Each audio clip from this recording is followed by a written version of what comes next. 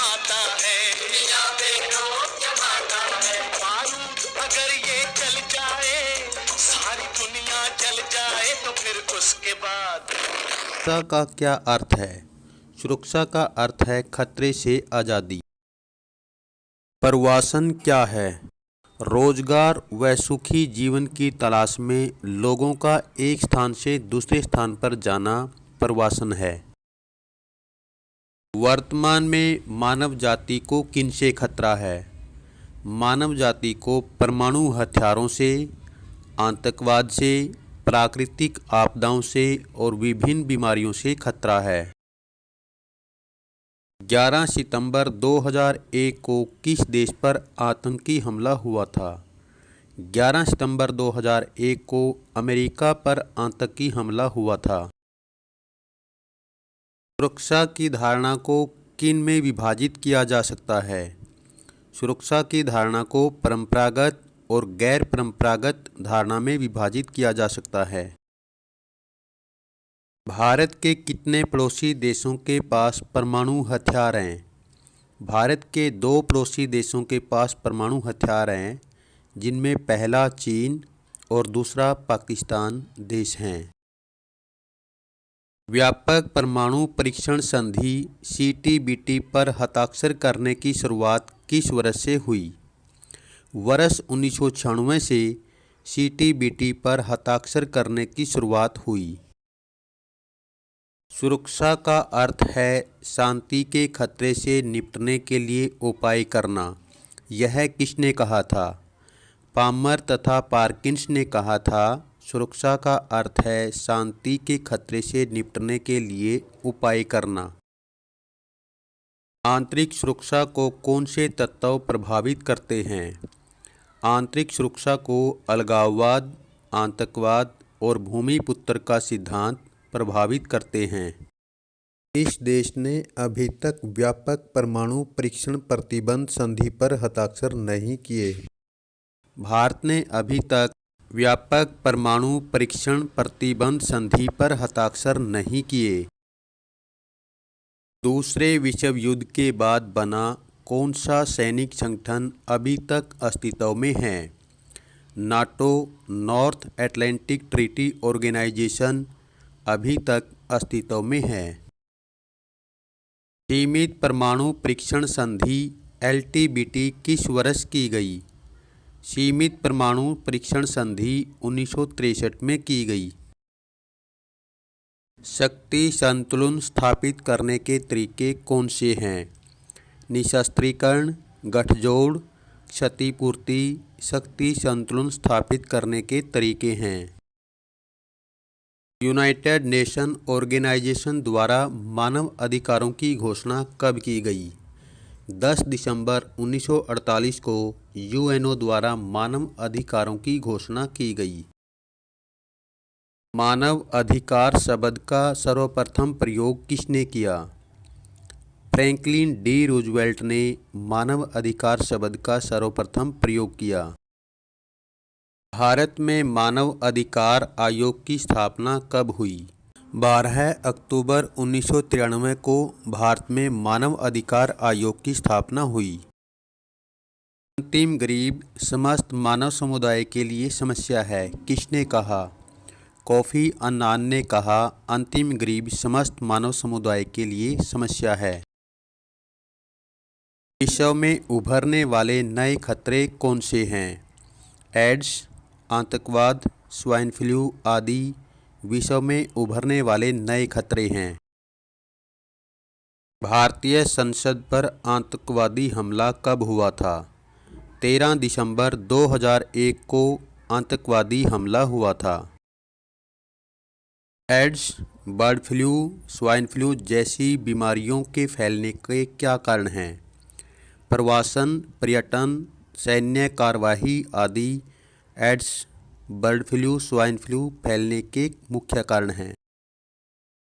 भारत की सुरक्षा नीति में क्या शामिल है?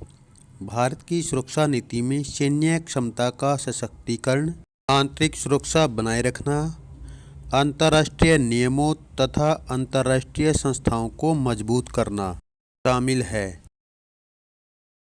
CWC क्या है? CWC का अर्थ है केमिकल वेपन कन्वेंशन, रासायनिक हथियार संधि। यह संधि वर्ष 1992 में की गई, जिस पर 181 देशों ने हस्ताक्षर किए। वे प्रवासी जो अपना घर छोड़कर अपने ही देश की सीमाओं में रहते हैं क्या कहलाते हैं?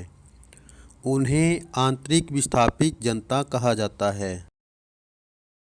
आतंकवाद और युद्ध परस्पर डैश है संबंधित। आतंकवाद और युद्ध परस्पर संबंधित है। सुरक्षा की डैश धारणा सैन्य खतरों से संबंधित नहीं है। अपारंपरिक। सुरक्षा की अपारंपरिक धारणा सैन्य खतरों से संबंधित नहीं है। विश्व में मानव अधिकार दिवस कब मनाया जाता है? 10 दिसंबर को विश्व में मानव अधिकार दिवस मनाया जाता है। डैश नीति का संबंध अपराध से होता है। सुरक्षा। सुरक्षा नीति का संबंध अपराध से होता है। एड्स से संक्रमित लोगों में से 2/3 लोग डैश में हैं। अफ्रीका। एड्स से संक्रमित लोगों में से 2/3 लोग अफ्रीका में हैं। वर्तमान में विश्व के समक्ष कौन से खतरे मौजूद हैं?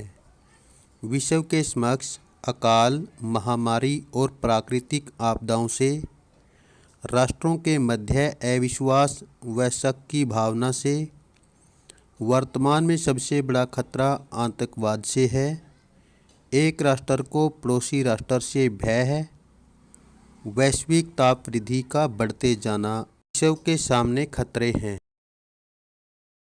वैश्विक सुरक्षा की धारणा कब अस्तित्व में आई? 1990 के दशक में वैश्विक सुरक्षा की धारणा अस्तित्व में आई। UDHR का पूरा नाम क्या है?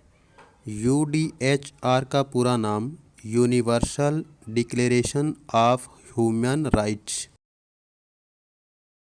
मानव अधिकार शब्द का प्रथम बार प्रयोग कब किया गया? जनवरी 1941 में मानव अधिकार शब्द का प्रथम बार प्रयोग किया गया। निशस्त्रीकरण की आवश्यकता के कारण लिखिए। अंतर्राष्ट्रीय शांति बनाए रखने के लिए, विश्व में परमाणु शस्त्रों की आपसी प्रतिद्वंदिता समाप्त करने के लिए, विश्व के देशों का ध्यान अपने विकास कार्यों पर लगाने के लिए, विश्व में आर्थिक विकास को बढ़ावा देने के लिए, सैनिक गठबंधन में कमी करने के लिए निशस्त्रीकरण की आवश्यकता है। भारत हमेशा डैश का समर्थन करता रहा है। निशस्त्रीकरण। भारत हमेशा निशस्त्रीकरण का समर्थन करता रहा है। मानव अधिकार वे सामान्य अधिकार हैं जो प्रत्येक व्यक्ति को मानव परिवार का सदस्य होने के नाते मिलने चाहिए। किसने कहा? यह वक्तव्य D.D. बसु ने कहा। वर्तमान में अंतर्राष्ट्रीय कानून का मुख्य विषय क्या है? अंतर्राष्ट्रीय कानून का मुख्य विषय स्वतंत्र राज्य, मानवाधिकार और अंतर्राष्ट्रीय संगठन है। वैश्विक सुरक्षा की धारणा किस कारण अस्तित्व में आई? वैश्विक सुरक्षा की धारणा महामारियों के कारण, वैश्विक ताप वृद्धि के कारण, अंतर्राष्ट्रीय आतंकवाद के कारण अस्तित्व में आई। दक्षिण अफ्रीका की रंग भेद की नीति का विरोध मानवाधिकारों की कौन सी घोषणा में किया गया है? लुसाका घोषणा 1979 में दक्षिण अफ्रीका की रंग भेद की नीति का विरोध मानवाधिकारों की घोषणा में किया गया है। BWC का पूरा नाम क्या है? BWC का पूरा नाम बायोलॉजिकल वेपन कन्वेंशन है, जैविक हथियार संधि। यह 1972 में हुई थी, जो युद्धों में जैविक हथियारों के प्रयोग पर रोक लगाती है। 1946 से 1991 के बीच गृह युद्ध की संख्या में कितनी वृद्धि हुई? 1946 से 1991 के बीच गृह युद्धों की संख्या में 2 गुनी वृद्धि हुई। 1997 की क्योटो प्रोटोकॉल संधि पर कितने देशों ने हस्ताक्षर किए? भारत समेत 160 देशों ने क्योटो प्रोटोकॉल संधि पर हस्ताक्षर किए। 1972 की एंटी बैलिस्टिक मिसाइल संधि ने किन देशों को बैलिस्टिक मिसाइलों को रक्षा कवच के रूप में इस्तेमाल करने से रोका? इस संधि ने अमेरिका व सोवियत संघ को बैलिस्टिक मिसाइलों को रक्षा कवच के रूप में इस्तेमाल करने से रोका। निशस्त्रीकरण के मार्ग में मुख्य बाधाएं कौन सी हैं? आपसी विश्वास की समस्या, वर्चस्व की भावना, विभिन्न राजनीतिक समस्याएं निशस्त्रीकरण के मार्ग में बाधाएं हैं। 1971 की सिंगापुर घोषणा में मानवाधिकारों को समर्थन किसने दिया? राष्ट्रमंडल के देशों ने 1971 की सिंगापुर घोषणा में मानवाधिकारों को समर्थन दिया।